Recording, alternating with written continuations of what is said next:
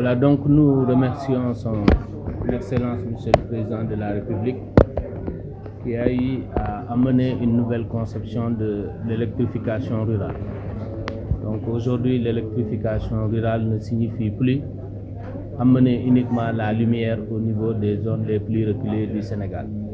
Il s'agit d'amener l'électricité, ça veut dire la lumière, et ensuite faire en sorte qu'on ait le développement des activités socio-productives capables de générer des revenus. C'est dans ce cadre-là que nous avons le présent accord d'un montant de 80 millions d'euros qui permettra à Sénélec d'amener l'électricité au niveau des zones nord de Matam et zone sud de Ziguinchor. La spécificité, c'est que cette fois-ci, ce n'est pas amener uniquement de la lumière, mais c'est également électrifier les écoles, les structures de santé, mais surtout lever un obstacle à l'accès à l'électricité pour certains ménages qui étaient les installations intérieures.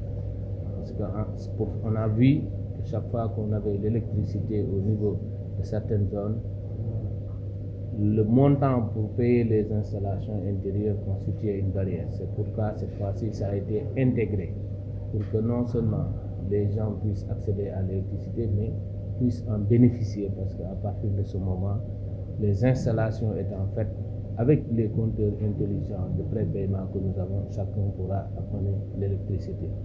En réalité, c'est à peu près 760 localités qui seront concernées dans les deux zones, 22 000 ménages et environ 195 000 personnes qui vont sortir des ténèbres pour aller vers la lumière, mais surtout aller vers le confort parce qu'ils pourront bénéficier de l'accès à l'électricité. C'est ce que j'ai expliqué tout à l'heure. Son Excellence Monsieur le Président de la République nous a dit l'électrification rurale ne signifie plus amener juste la lumière, mais c'est le développement des activités socio-productives capables de générer des revenus pour les ménages et les entreprises. C'est pourquoi, dès le départ, en termes de dimensionnement, si vous avez entendu, on a parlé d'extension de réseau. Donc, on va amener le réseau avec les dimensions qu'il faut pour permettre d'amener la lumière, mais également pour permettre au niveau de chaque localité identifiée d'électrifier les structures de santé, d'électrifier les écoles, mais surtout de permettre aux entreprises qui sont implantées là-bas de disposer d'une électricité de qualité. Comme vous le savez, récemment, c'est en 2022, nous avons amené la haute tension dans la zone sud du pays.